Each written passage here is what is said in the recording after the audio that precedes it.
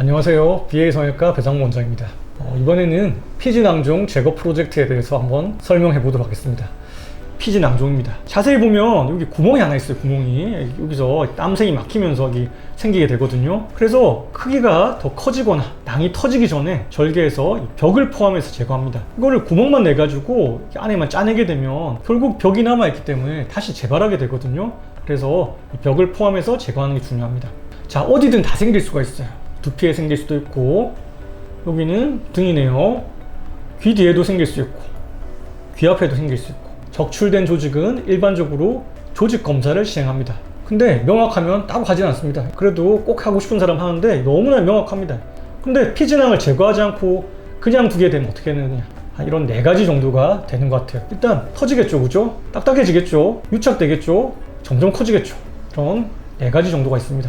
첫 번째, 터져버린 피지낭종. 이게 풍선이 점점 바람을 불다 보면 어떻게 돼요? 어느 순간 뻥 터지겠죠, 그죠? 터지기 전에 이렇게 붉게 되는 전조 증상이 생깁니다. 자, 그러다가 고름이 생기면서 나오게 되죠.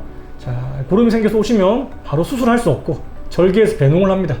깨끗하게 세척하고 소독해요. 그래서 염증이 가라앉으면 봉합합니다. 언제 치료가 끝나나요? 보통 아까 피지낭종이 터지지 않았으면 5일째 되는 날 보통 얼굴 같으면 실 빼고 이제 집에 가게 되는 거죠. 근데 이렇게 되면은 며칠이 되는지 사실 정확하게 알 수 없지만 보통 한 4, 5일 정도 상처가 깨끗해져야지 봉합합니다.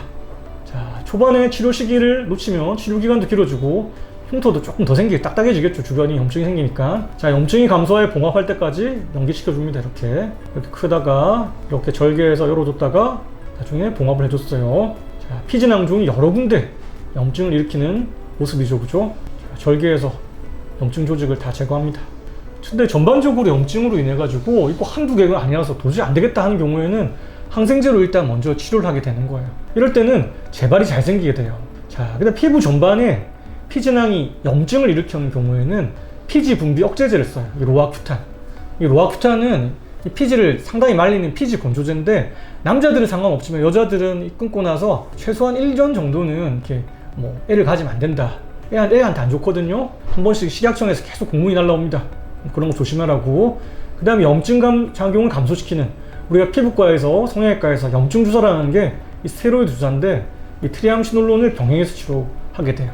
이 트리암시놀론 스테로이드가 상처를 좀 위축시키기 때문에 바로 원액을 쓰는 게 아니라 한 1대10 정도로 희석해가지고 쓰게 돼요. 자, 두 번째로는 뼈 있는 부분, 이런 데는 속해야 됩니다. 딱딱해져요.